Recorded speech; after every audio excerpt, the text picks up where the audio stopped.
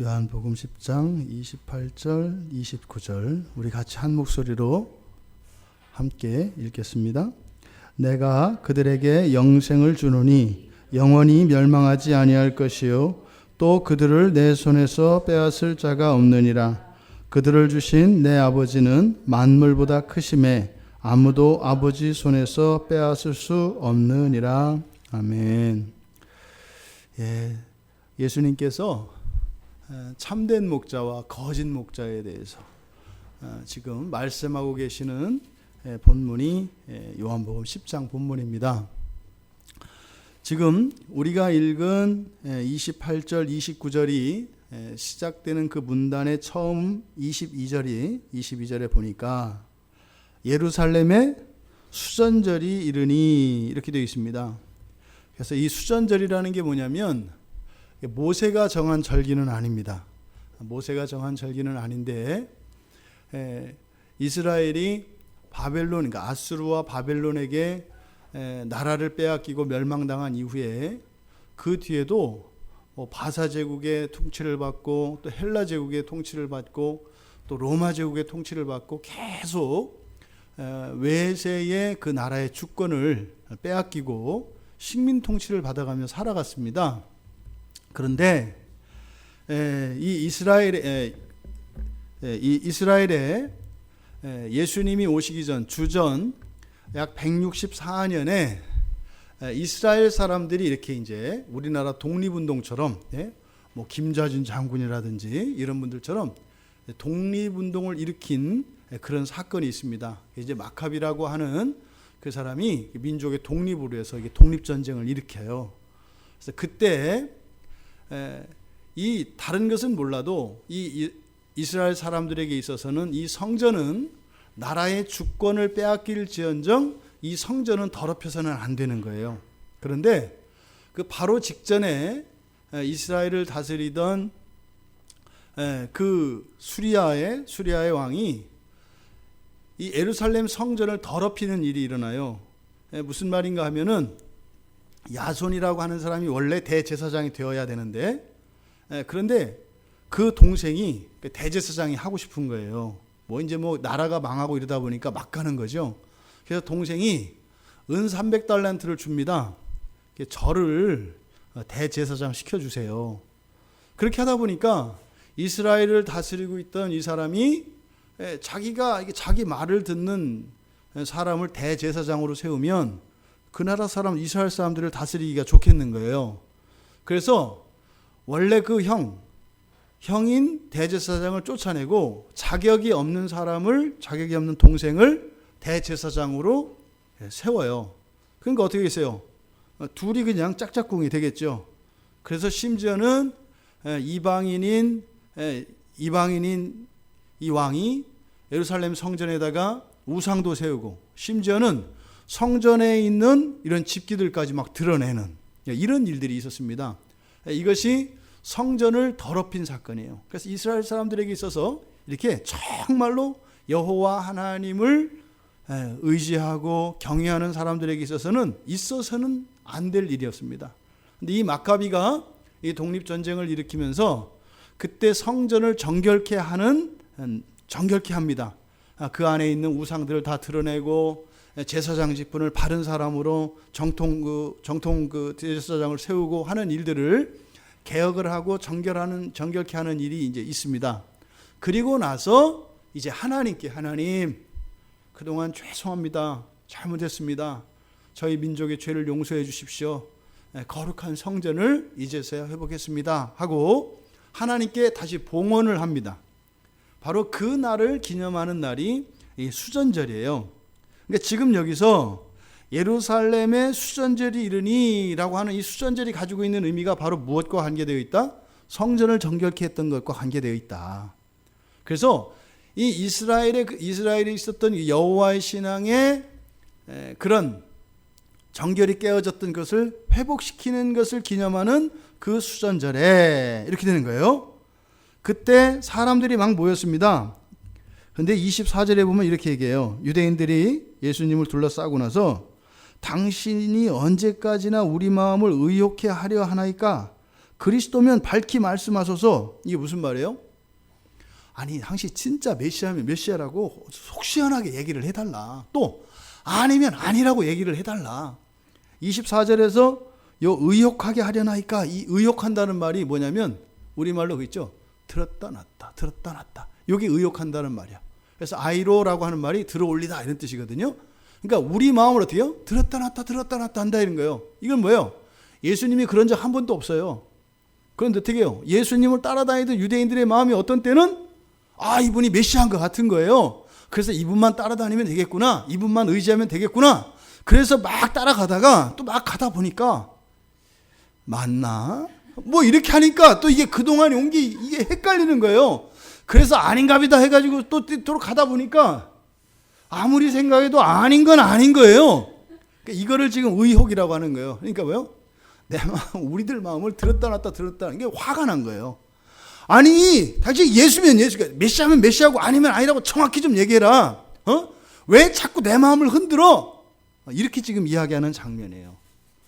거기에 대한 예수님의 대답이 바로 이겁니다. 내가 어떻게 영생을 준다. 그래서 그들은 누구예요? 예수님을 메시아라고 믿는 사람들이에요. 예? 예수님을 메시아라고 그리스도라고 이렇게 믿는 사람들이라면 그런 사람들에게는 뭘 주셨다? 영생을 줬다. 그런데 영원히 멸망하지 아니할 것이요, 그 영생이 없어지지 않는다 이 말이에요. 또 그들을 내 손에서 빼앗을 자가 없다. 왜 그러냐? 바로 그들을 주신 내 아버지는 만물보다 크심에 아무도 아버지 손에서 빼앗을 수 없기 때문이다. 이렇게 이야기를 하신 거예요. 그런데 그 뒤에 있는 내용을 보니까 뭐라고 해요? 예수님이 이렇게 말씀하고 나니까 뭐라고 했어요? 이 사람들이, 유대인들이 31절에 보니까 다시 돌을 들어 치려 하거늘. 그러니까 예수님 말씀이 대답이 됐어요, 안 됐어요? 그 말 들으니까 더 헷갈리잖아. 뭐 이렇게 되는 거예요, 이게 지금. 이게 지금 요 대목입니다. 근데 여기서 지금 예수님이 하신 요 말씀, 내용의 취지는, 예수님의 말씀의 취지는 뭐예요? 예수님이 영생을 주신 자, 구원한 자들은 변함이 있다 없다? 없다. 아무도 빼앗을 자가 없다. 이것을 우리가 구원의 서정에서 견인이라고 합니다. 견인. 그래서 견인하면은 견인차가 생각이 나요. 그죠? 견인차는 이렇게 차가 고장났을 때 끌고 가는 차가 견인이잖아요. 근데 실제로 이 견인은 그런 견인이 아니에요. 이 견인이라고 하는 것은 굳세게 인내한다. 이래서 견인이에요. 끌어당긴다의 견인이 아니라 굳세게 버틴다. 이게 견인교리예요. 원래 이 견인교리의 뜻은. 근데 이 견인은 그거예요. 한 번 받은 구원은 취소된다, 안 된다? 안 된다라는 거예요. 하나님이 붙잡고 계시고 또 그 구원받은 사람은 끝까지 그 구원의 줄을 놓지 않고 가기 때문에 변함이 없다라는 거예요. 근데 여러분 조심하셔야 됩니다. 우리가 이렇게 견인교리를 이야기하는 사람들이 기독교인 가운데 다수일까요? 소수일까요? 제 마음을 읽지 말고 그냥 여러분들 그냥 다수일까요? 소수일까요? 기독교인들이 이 견인교리, 하나님이 구원하시면 변함이 없다, 끝까지 간다 라고 하는 요 가르침을, 이거를 믿는 사람들이 많을까요? 믿지 않는 사람들이 많을까요? 믿는 사람들이 많지 않아요. 그리고 실제로 신학자들 중에서도 이것을 주장하는 사람들은 소수입니다. 그러니까 우리 장로교인들, 특별히 이렇게 어떤 개혁신앙을 가지고 있는 분들은 이 견인교리를 다 믿거든요. 하나님 한번 구원하면 끝까지 구원하는 거지. 그런데 기독교인들 가운데 이렇게 믿는 사람들은 소수다라는 걸 잊으시면 안 돼요. 그러니까 이거를 그러면은 우리만 옳다는 거야? 이렇게 가면 또 안 돼요. 어떤 분들은 우리만 옳다 이렇게 하는 분들이 있어요. 그래서 견인교리를 안 믿으면은 저건 이단이네, 사이비래 막 이렇게 한단 말이에요. 그것도 아니에요. 그래서 우선은 이 견인교리라고 하는 이것은 지금 현재 우리 기독교인들 가운데 그것을 믿는 사람보다 믿지 않는 사람들이 더 많다라는 것을 염두에 두셔야 돼요. 그러니까 이거를 막 아무하고나 이야기를 하게 되면 어떻게 되는 거예요? 다른 사람이 말 않고 있으면 속으로 놀고 있네 이렇게 할 가능성이 많아요. 그러니까 이걸 이렇게 논쟁을 할 수 있는 게 아닙니다. 이제 우리의 실상을 여러분들이 알고 계셔야 하고, 그렇다면 왜 이런 일이 일어나는가? 근데 오늘 우리가 읽은 이 말씀을 보니까 뭐라 그랬어요? 예수님이 그 구원이 멸망한대요, 안 한대요? 안 한대요. 빼앗을 자가 있대요, 없대요? 없대요. 절대로 변함이 없대요. 왜요? 하나님이 구원하신가요? 구원하셨으니까 절대로 이것은 바뀌지 않는다라는 거예요. 근데 제가 다른 성경 말씀 하나 읽어드릴까요? 히브리서 2장 1절 말씀인데 이렇게 되어 있습니다. 우리는 들은 것에 더욱 유념함으로 우리가 흘러 떠내려가지 않도록 함이 마땅하니라. 뭐라고 그랬어요? 흘러 떠내려간다고 하는 것은 뭐예요? 구원에서 버려지는 것을 말해요. 그렇게 버려지지 않도록 조심하는 게 마땅하다. 그럼 보세요. 아니 견인교리에 의하면 그런 일이 일어나요, 안 일어나요? 그러니까 이런 거 조심할 필요가 있어요, 없어요? 없는 거예요. 그런데 성경에 그런 구절이 아주 많아요. 그러니까 이게 지금 한번 붙들면 이 견인교리라고 하는 것이 이렇게 막 싸워야 될 이런 부분이 아니라, 그러면 이 견인교리가 의미하는 바가 무엇일까? 그러니까 단순히 이거는 뭐예요? 내가 예수 믿으면 하나님도 나를 못 버려, 이런 게 아니다 이 말이에요. 근데 그렇게 오해를 하는 분들이 많아요. 나 교회 등록했어요. 그러면은 나 못 버려요.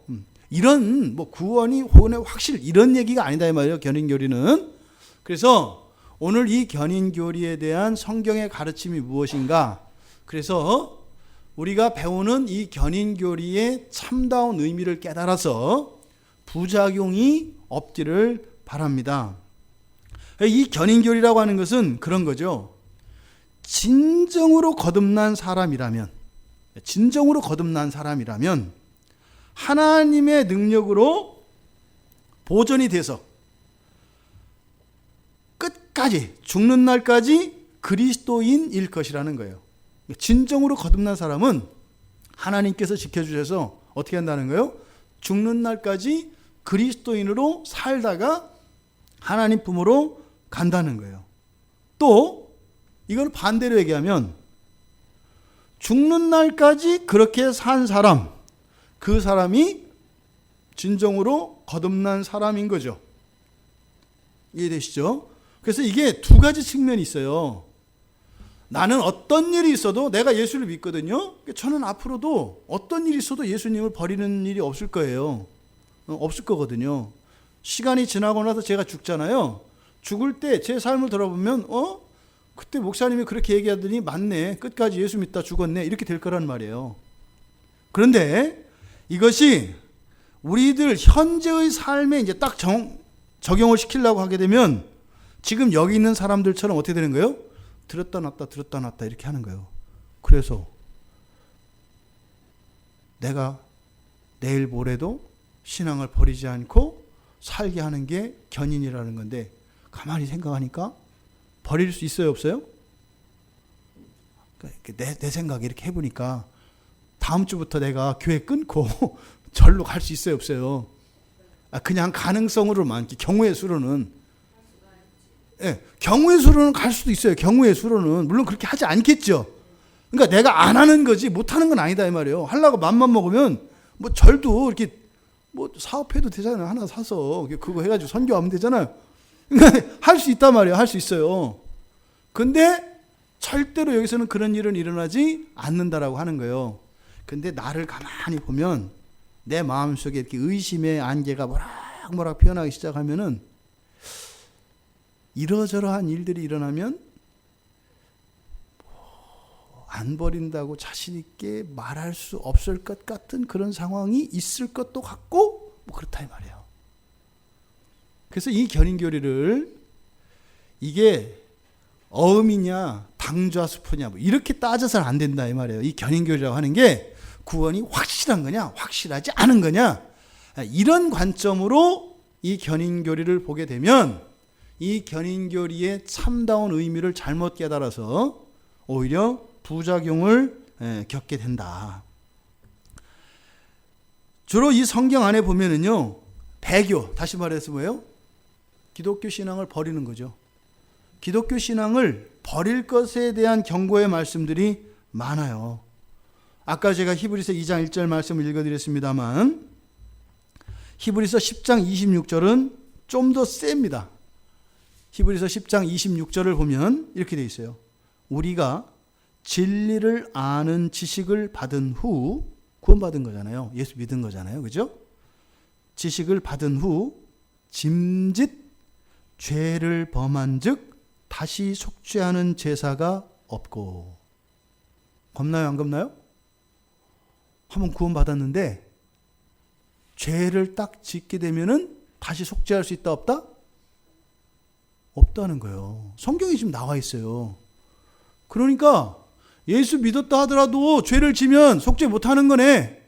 또 성령을 회방하는 죄 있잖아요. 용서 못 받는 죄.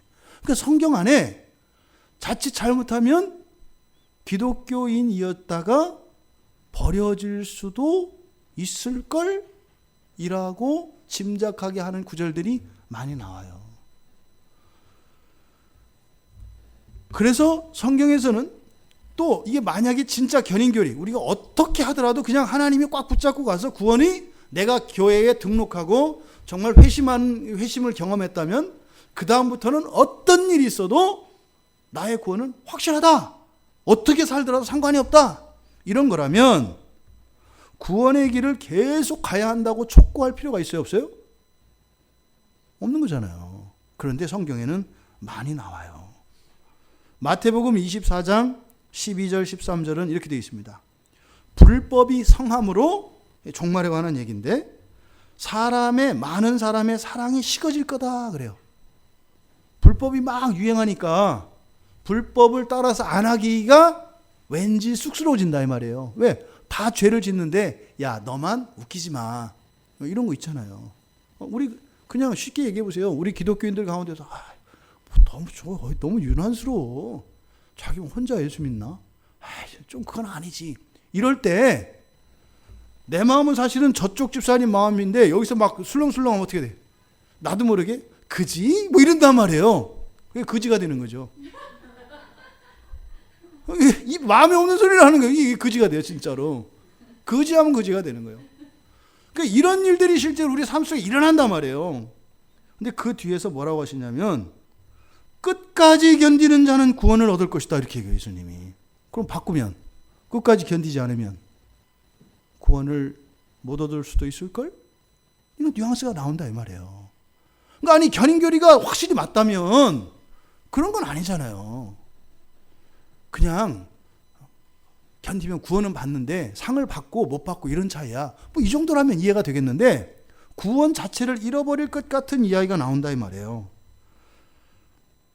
히브리서 또 3장 13절 14절을 보면 오직 오늘이라 일컫는 동안에, 그러니까 오직 오늘이라 일컫는 동안에 매일 피차 권면하여 너희 중에 누구든지 죄의 유혹으로 완고하게 되지 않도록 하라. 완고해질 수 있다 없다? 있다. 그리고 뭐라고 얘기하냐면 우리가 시작할 때 확신한 것을 끝까지 견고히 잡고 있으면 예수 그리스도와 함께 참여한 자가 될 것이다. 끝까지 붙잡고 있지 않으면 참여할 수 없을 수도 있을걸? 이렇게 나온다 이 말이에요. 성경 안에. 그러니까 무조건 나는 예수 믿었어. 그러니까 구원 끝. 견디면 돼. 하고 견디면 그날은 나고 그날은 반드시 오고, 뭐 이제 우리 남자들은 군대 갔다 오면 잘하는 말이 있어요. 국방부 시계는 시궁창에 처박아놔도 간다. 그래서 버티면 된다. 그런 것처럼 버티면 된다. 이게 아니라는 거예요. 성경은 그렇게 얘기해요. 심한 경우에는요, 배교의 사례가 있어요. 배교는 뭐죠? 확실히 구원받지 못한 걸 말해요. 확실히 구원받지 못한 거. 디모데전서 19장 1장 19절과 20절에서 후메네오와 알렉산더를 거론합니다. 뭐라고 얘기했냐면 믿음과 착한 양심을 가져라. 어떤 이들은 이 양심을 버렸고 그 믿음에 관하여는 파선하였다. 이거 읽고 싶지 않은 얘기예요. 무서운 얘기예요. 양심을 버렸고 믿음은 파손해 버렸다는 거예요. 끝났다는 거예요. 그런 사람들 가운데 후메네오와 알렉산더가 있다. 그러면서 내가 사탄에게 내줬다 이렇게 해요. 사탄에게 내주면 끝난 거 아니에요. 그러니까 성경에서는 이런 배교의 가능성들에 대해서 이야기하고 심지어는 그런 배교자도 있다라고 이야기한단 말이에요. 디모데후서 4장 10절에서는 데마라고 하는 사람을 또 거론해요. 데마는 이 세상을 사랑해서 나를 버리고 갔다 이렇게 얘기해요. 세상으로 갔다. 이거 단지 교회 방학을 얘기하는 게 아니에요. 봄방학, 여름방학을 얘기하는 게 아니에요. 그러니까 성경에는 분명히 이런 배교자들에 대한 이야기가 나와요. 그러함에도 불구하고 더 많은 성경의 사상은 끝까지 하나님께서 붙잡아 주신다고 하는 이 견인교리를 지지하는 구절들이 훨씬 더 많습니다. 요한복음 6장 39절에서도 예수님께서 이 땅에 오셨잖아요. 근데 예수님을 보내신 아버지의 뜻은 어떻다고요? 하나도 잃어버리지 않고, 하나예요, 하나. 하나도 잃어버리지 않고 마지막 날에 다 살린대요. 마지막 날까지 다 구원한대요. 하나도 잃어버린 일이 없대요. 로마서 11장 29절은 그래서 하나님의 이 부르심, 하나님이 구원한 이 부르심에는 후회함이 없대요. 후회함이 없다는 것은 뭐예요? 정확하게 하나도 놓치지 않고 완전히 다 이루어진다. 이렇게 이야기를 합니다. 그러니까 이 견인교리라고 하는 것은 그래서 내가 지금 교회를 다니는데 내가 예수를 믿었는데 내 구원이 확실할까 안 확실할까? 이것에 대한 답을 주는 교리가 아니다라고 하는 거예요. 그러니까 이 견인교리가 주는 첫 번째 유익은 예수 그리스도를 믿고 정말 그리스도인으로서 살아가고자 분투하는 신자들이 경험하게 되는 실패와 실수와 좌절, 그리고 자기 자신에 대한 그런 비참한 절망, 이런 것들을 반드시 느끼게 되어 있습니다. 내가 이거밖에 안 돼? 야, 이래가지고 내가 진짜 구원받은 신자라고 할 수 있어? 이럴 때가 온다 이 말이에요. 그런 신자들에게 용기를 갖게 하는 것입니다.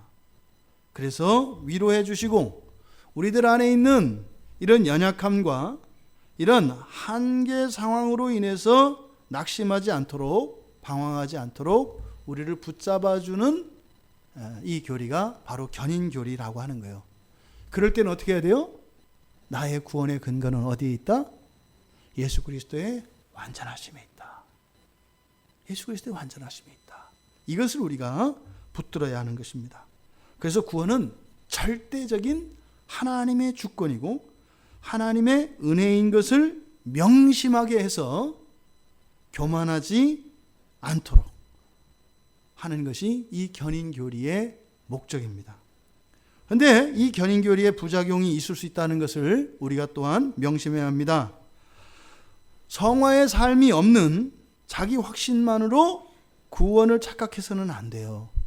이 견인교리는 구원의 서정에서 논리적 순서라 그랬어요. 실제적으로 오는 것은 아닙니다. 하지만 성화와 함께 견인교리가 와요. 그러니까 이 견인교리의 목적이 앞서 말씀드린 것처럼 뭐예요? 성화의 삶을 살고자 하지만 그렇게 될 수 없는 나로 인해서 좌절할 수밖에 없는 상황이 와요. 그럴 때 나를 구렁텅이 속으로 들어가지 않게 하고 은혜 안으로 나오게 하는 것이 마치 우물을 길어내는 두레와과 같은 그 역할을 하기 위해서 주어진 교리가 견인교리라는 거예요. 그런데 어떻게 해요? 그냥 신앙인답지 않게 전혀 기독교인으로서 살지도 않는 사람들이 이 견인교리를 붙들면 어떻게 되는 거예요? 그거는 우리가 가르치는 그 견인교리가 아니다.